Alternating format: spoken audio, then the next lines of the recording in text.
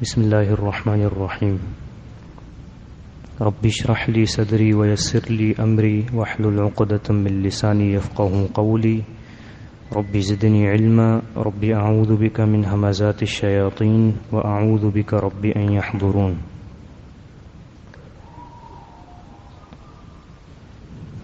سورہ یوسف کے حوالے سے ہمارا یہ دروس کا سلسلہ چل رہا ہے۔ اس سورت کے انٹروڈکشن کے حوالے سے بھی بات ہو چکی ہے، تعارفی باتیں، اور اس کے شروع میں جو حروف مقطعات مذکور ہیں الف لام را، اس حوالے سے بھی گفتگو ہو چکی ہے کہ حروف مقطعات کے بارے میں علماء کی کتنی رائے ہیں اور کون سی رائے درست ہے۔ اس میں سے جو درست رائے تھی وہ یہی تھی کہ یہ اللہ تعالیٰ نے چیلنج کے لیے بعض صورتوں میں حروف مقطعات ذکر کیے ہیں، اور بتانے کا مقصد یہی ہے کہ یہ جو کلام اللہ قرآن مجید محمد صلی اللہ علیہ وسلم جو تمہیں پڑھ پڑھ کر سناتے ہیں، جسے تم کہتے ہو کہ یہ محمد صلی اللہ علیہ وسلم اپنی طرف سے گھڑ کر لاتے ہیں، اپنی طرف سے بناتے ہیں اور ہمیں سناتے ہیں، یہ قرآن مجید الف لام را یہ انہی حروف سے بنا ہے جن حروف کو تم اپنی زبان میں استعمال کرتے ہو، جو تمہاری زبان کے حروف ہیں انہی حروف سے یہ قرآن مجید تمہارے سامنے تلاوت کیا جاتا ہے۔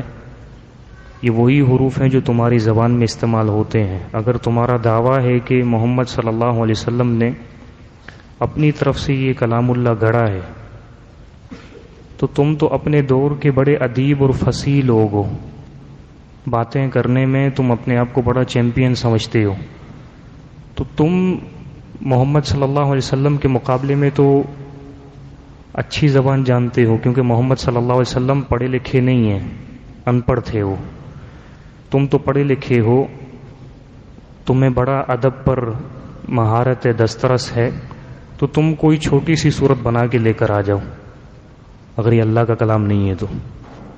لیکن یہ اللہ تعالیٰ کا چیلنج تا قیامت چیلنج ہی رہے گا، اس کو کوئی قبول نہ کر سکا ہے نہ کر سکے گا، کیونکہ ظاہر سی بات ہے یہ اللہ تعالیٰ کا کلام ہے جو انسانوں کے کلام سے الگ ہے۔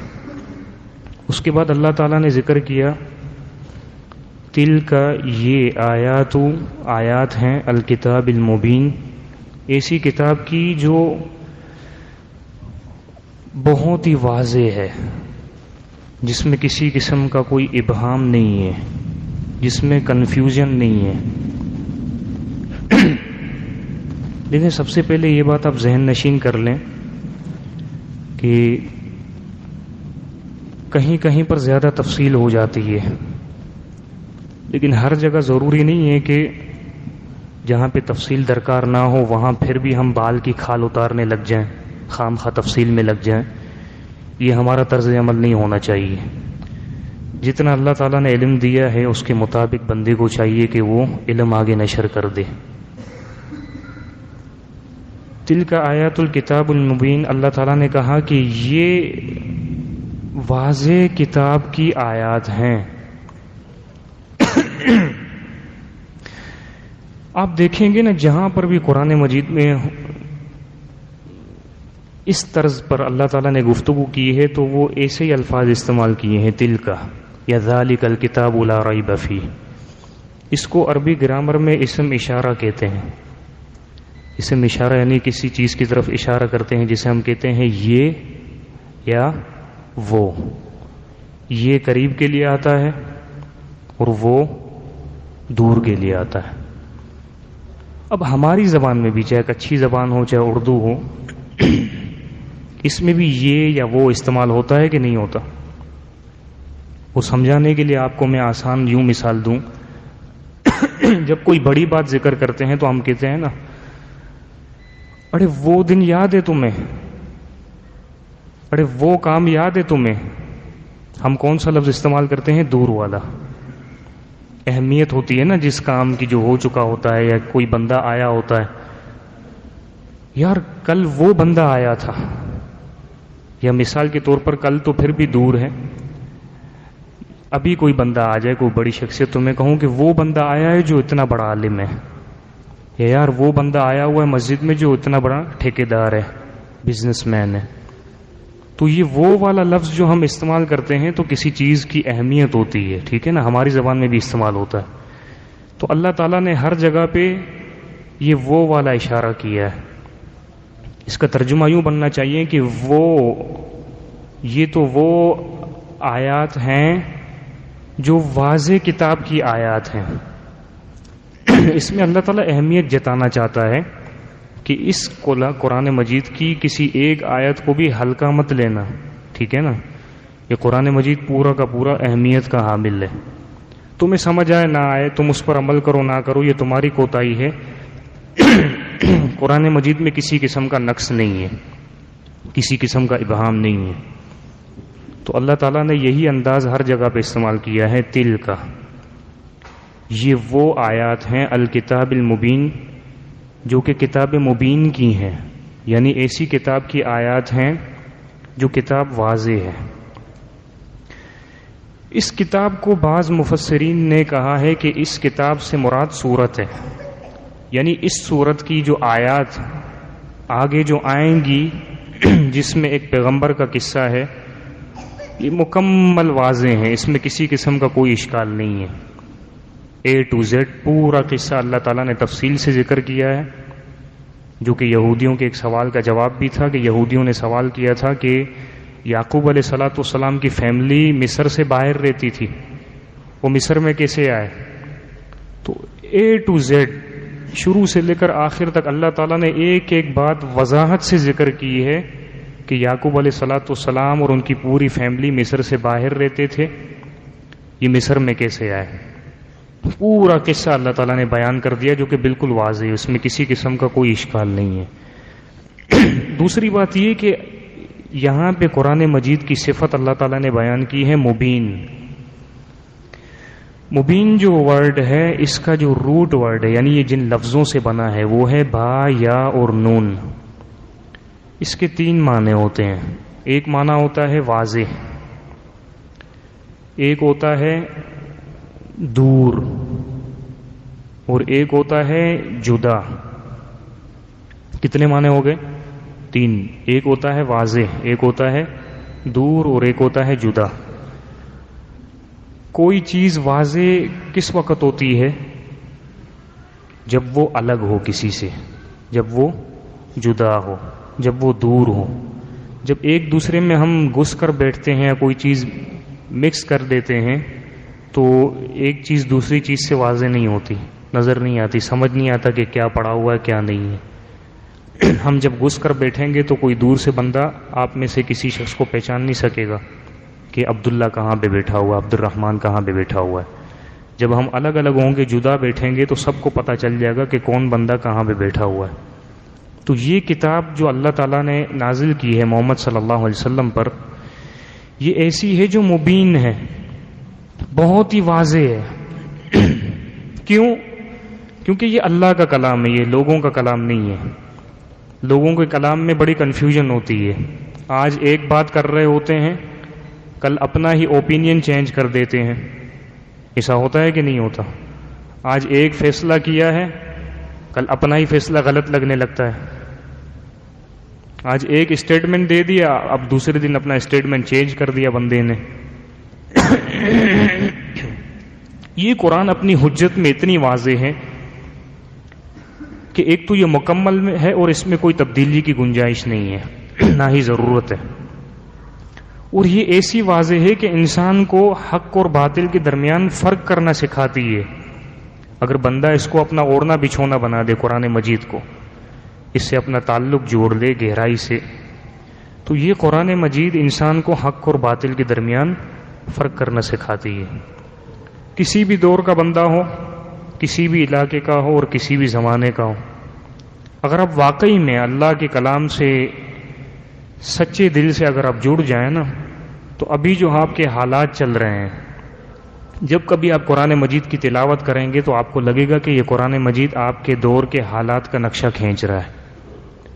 اب یہ میں بتا نہیں سکتا آپ کو، یہ انڈیویجول بات ہے، یعنی انفرادی ایک معاملہ ہے۔ اگر آپ کا واقعی میں قرآن مجید سے سچا تعلق ہے، آپ اس کو پڑھتے ہیں، اس کی تلاوت کرتے ہیں، اس کا ترجمہ پڑھتے ہیں، اس کی تفسیر پڑھتے ہیں، آپ جس دور میں رہ رہے ہیں، پریشانی والے دور میں، چاہے آپ کی نجی زندگی میں پریشانی ہو، چاہے آپ کے اجتماعی حالات میں پریشانی ہو، یہ قرآن مجید آپ کے حالات کا نقشہ کھینچتا ہے اور آپ کو راہ دکھاتی ہے۔ یہ کتاب، یہ ایسی واضح کتاب ہے یہ، اور اس کے اندر دلائل بھی واضح ہیں، دلائل میں بھی کوئی ابہام نہیں ہے۔ آپ کو میں ایک مثال دیتا ہوں، اتنی واضح اس کی جو دلیل ہوتی ہے قرآن مجید کی، وہ بالکل واضح ہوتی ہے، اس میں کسی قسم کا اشکال نہیں ہوتا، پریشانی والی بات نہیں ہوتی۔ میں مثال دیتا ہوں آپ کو۔ قرآن مجید عربی زبان میں نازل ہوا ہے، عربی زبان کا اپنا اسلوب ہے، اپنا طریقہ ہے۔ ایک طریقہ کہلاتا ہے الصبر والتقسیم۔ اس کا مطلب یہ ہے کہ ایک کام، اس کے اندر جتنے بھی امکانات ہو سکتے ہیں ان سب کو جمع کرو اور پھر چھانٹی کرو۔ چھانٹی کرنے کے بعد جو ایک بچ جائے گا تو وہ سمجھو کہ اس بارے میں درست بات ہے، ایک مسئلہ ہے، اس کے بارے میں جتنی بھی رائے ہیں ان رائے کو جمع کرو، ان کو چھانٹی کرو۔ چھانٹی کرنے کے بعد جو آخر میں بچ جائے گا، اس کا مطلب وہ اس مسئلے میں درست رائے ہے۔ میں آپ کو مثال دیتا ہوں۔ آپ میں سے کوئی بھی شخص ہے، اس کی مصروفیت ہے، مصروفیت کیا ہے؟ مثال کے طور پر یا تو وہ گھر میں ہے، یا تو وہ دوستوں کے ساتھ ہے، یا تو وہ کام پر ہے۔ آپ نے کسی بھی ایسے شخص کے بارے میں معلوم کیا جس کی مصروفیت کا یہ دائرہ ہے، یا تو وہ کام پر ہے، یا دوستوں کے ساتھ ہے، یا تو گھر میں ہے۔ آپ نے معلوم کیا کہ مثال کے طور پر عبداللہ کہاں پر ہے۔ اب آپ کے سامنے تین رائے آئیں گی نا اس مسئلے میں، یا تو وہ گھر پہ ہوگا، یا تو وہ دوستوں کے ساتھ ہوگا، یا تو وہ کام پر ہوگا۔ اب آپ چھانٹی کریں۔ آپ نے معلوم کیا کام پر، بھائی کام پر نہیں ہے، یہ ایک رائے چھانٹی کر دیا آپ نے، ہٹا دیا اس کو۔ آپ نے معلوم کیا دوستوں کو فون کر کے، بھائی وہ تمہارے ساتھ ہے، کہا نہیں ہے، یہ بھی رائے آپ نے ہٹا دیا۔ اب کیا بچا کہ وہ بندہ کہاں پہ ہوگا؟ لامحالہ گھر پہ ہوگا۔ یہ عربی زبان کا اسلوب ہے۔ جو لوگ اللہ کو نہیں مانتے، اللہ کے وجود کا انکار کرتے ہیں، اللہ تعالیٰ نے ان کو اس طرح کی دلیل دی ہے قرآن مجید میں۔ کیسے دلیل دی ہے؟ بالکل واضح ہے۔ یہ میں وضاحت کی مثال دے رہا ہوں آپ کو۔ اللہ تعالیٰ نے فرمایا کہ ام خلقوا من غیر شیء ام هم الخالقون ام خلقوا السماوات والارض بل لا یوقنون۔ یہ لوگ کہتے ہیں کہ ہمیں کسی بھی ذات نے پیدا نہیں کیا، ہم خود بخود پیدا ہو گئے ہیں۔ لوگ کہتے ہیں، کافر کہتے ہیں، ملحدین کہتے ہیں کہ اللہ نہیں ہے، اللہ نے پیدا نہیں کیا، بس یہ کائنات ایسے ہی بن گئی ہے۔ اللہ تعالیٰ نے وہاں پر یہی طریقہ استعمال کیا ہے، ام خلقوا من غیر شیء، کیا یہ لوگ بغیر خالق کے پیدا ہو گئے ہیں؟ ام هم الخالقون، یا انہوں نے خود اپنے آپ کو پیدا کیا ہے؟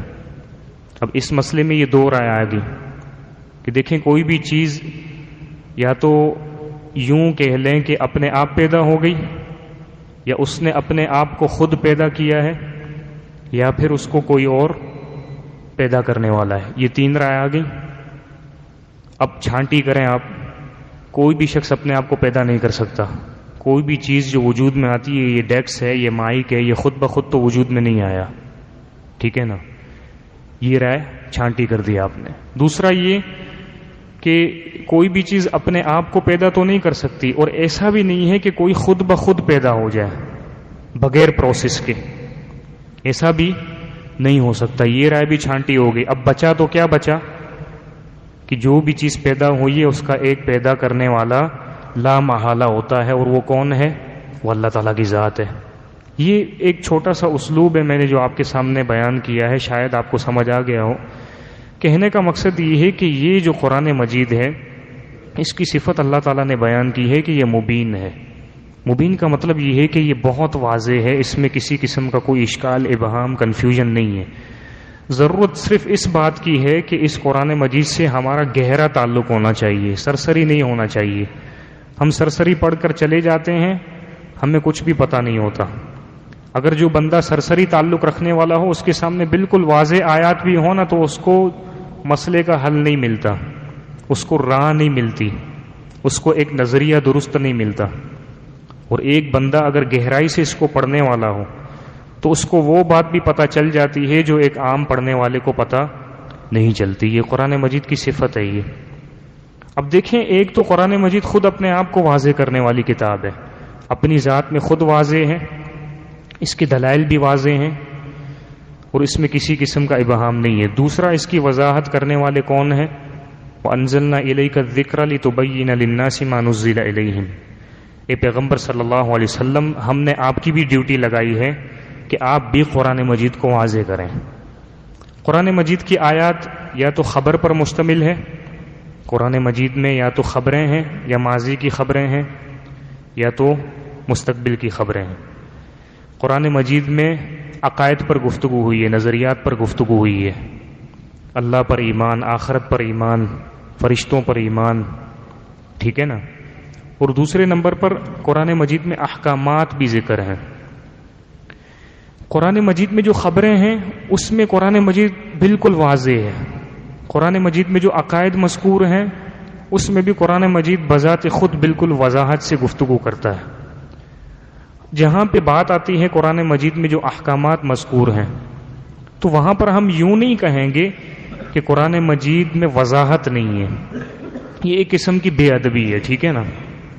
دیکھیں، ایک تو وضاحت خود قرآن مجید ہے اور دوسرے وضاحت کون ہے؟ محمد صلی اللہ علیہ وسلم۔ ان کا کام ہی یہی ہے کہ قرآن مجید کو واضح کرنا ہے۔ تو ہم یوں کہیں گے کہ بھائی، ایک تو قرآن مجید بعض مقامات پر، عقائد پر، خبروں پر خود وضاحت سے گفتگو کرتا ہے۔ جہاں پہ احکامات کی بات آتی ہے تو وہاں پہ وضاحت کی ذمہ داری کس کی ہے؟ اللہ کے نبی صلی اللہ علیہ وسلم کی ہے، تو ان سے ہم رہنمائی لیں گے۔ تو قرآن مجید کی وضاحت کے دو مرحلے ہیں۔ ایک مرحلہ قرآن مجید خود اپنی وضاحت دیتا ہے، عقائد میں، اخبار میں، ٹھیک ہے نا، دلائل میں قرآن مجید خود وضاحت سے گفتگو کرتا ہے۔ جہاں پہ احکامات کی بات آتی ہے تو وہاں پہ قرآن مجید واضح ہے، لیکن اس کی وضاحت کس کے ذمے ہے؟ اللہ کے نبی صلی اللہ علیہ وسلم، محمد الرسول اللہ صلی اللہ علیہ وسلم کے ذمے ہے، اور جن کو ہم احادیث کہتے ہیں۔ اب بعض لوگوں نے صرف اس آیت کو سامنے رکھ کر کہا کہ قرآن مجید پورا کا پورا خود واضح ہے۔ ٹھیک ہے، ہم کہتے ہیں واضح ہے، لیکن ہم نے اس کی کیٹیگری بنائی نا کہ ایک تو وضاحت خود دیتا ہے اور دوسری وضاحت اللہ کے نبی صلی اللہ علیہ وسلم کے ذمے ہے، جو کہ احادیث کی روشنی میں ہمیں ملتی ہے۔ اب اس آیت کو سامنے رکھ کر ہم احادیث کا انکار نہیں کر سکتے۔ اگر ہم کہیں کہ احادیث کو چھوڑ دیا جائے، صرف قرآن مجید کو سمجھا جائے، تو پھر بھی سمجھ میں آ جائے گی بات۔ اس کا مطلب ہے، پتہ ہے اس کا مطلب یہ ہوا کہ اللہ کے نبی صلی اللہ علیہ وسلم دنیا میں آئے، ان کا کوئی مقصد نہیں تھا۔ یعنی ہم مثال کے طور پر خود ہیں نا، خود ہماری کتنی باتیں ہوتی ہیں، ہمارے بزرگ جو جاتے ہیں دنیا سے، ان کی کتنی باتیں ہوتی ہیں، نصیحتیں ہوتی ہیں، جو ہم ایک دوسرے کو کوٹ کر رہے ہوتے ہیں۔ اللہ کے نبی صلی اللہ علیہ وسلم دنیا میں آئے اور ایسے ہی چلے گئے، نہ ان کا طور طریقہ تھا، نہ ان کے فرامین تھے، نہ ان کی سنتیں تھیں، کچھ بھی نہیں تھا، ایسے ہی چلے گئے ہیں قرآن مجید دے کر۔ بھائی، اللہ تعالیٰ نے خود قرآن میں کہا ہے کہ قرآن مجید کی وضاحت اللہ کے نبی صلی اللہ علیہ وسلم کے ذمے ہے۔ تو یہ کیسے ہو سکتا ہے کہ اللہ کے نبی صلی اللہ علیہ وسلم نے قرآن کے علاوہ کچھ گفتگو ہی نہ کی ہو؟ سمجھ آ رہی ہے بات؟ قرآن مجید کے علاوہ جو گفتگو کی ہے وہی تو احادیث ہیں، وہی تو سنتیں ہیں، وہی تو فرامین ہیں اللہ کے نبی صلی اللہ علیہ وسلم کے۔ تو اگر اللہ کے نبی صلی اللہ علیہ وسلم نے قرآن کے علاوہ ہمیں کچھ بھی نہیں دیا ہے، اس کی وضاحت نہیں دی ہے اپنے فرامین میں، تو اس کا مطلب اللہ تعالیٰ نے ان کو ایسے ہی بھیجا تھا، ان کی کوئی اہمیت نہیں تھی۔ جبکہ اللہ تعالیٰ کا خود کا فرمان ہے کہ وما ارسلنا من رسول الا لیطاع باذن اللہ، ہم جو بھی رسول بھیجتے ہیں تو ہم اس رسول کے ماننے والوں کو اس چیز کا پابند کرتے ہیں کہ اس رسول کے طریقے پر چلو اور ان کا کہاں مانو۔ اگر رسول نے صرف قرآن دیا ہے تو قرآن تو ہمارے پاس واضح ہے نا، پھر رسول کی اطاعت کا کیا مقصد؟ رسول کی بات ماننے کا کیا مقصد؟ یہ تو ہم مان رہے ہیں نا، یہ تو اللہ کے نبی دے کر چلے گئے ہیں۔ اللہ کے نبی صلی اللہ علیہ وسلم نے کیا اس کے علاوہ کچھ بھی گفتگو نہیں کی ہے؟ کچھ بھی ہدایت نہیں دی ہیں؟ کچھ بھی وضاحتیں نہیں کی ہیں؟ تو صرف ایک آیت کو سامنے رکھ کر یوں کہنا کہ اللہ تعالیٰ نے کہا ہے کہ دیکھو یہ قرآن مجید جو ہے یہ خود اپنی ذات میں واضح ہے، لہٰذا ہمیں حدیث کی کوئی ضرورت نہیں ہے، تو یہ درست بات نہیں ہے۔ اللہ تعالیٰ سے دعا ہے کہ اللہ تعالیٰ ہمیں ان باتوں کو سمجھنے کی توفیق عطا فرمائے۔ وآخر دعوانا ان الحمد للہ رب العالمین۔ اس ویڈیو کو زیادہ سے زیادہ شیئر کیجیے اور ہمارے چینل سبحانی مسجد لیاری کو سبسکرائب کیجیے اور صدقہ جاریہ کے مستحق بنیے۔ جزاکم اللہ خیرا کثیرا فی الدنیا والآخرہ۔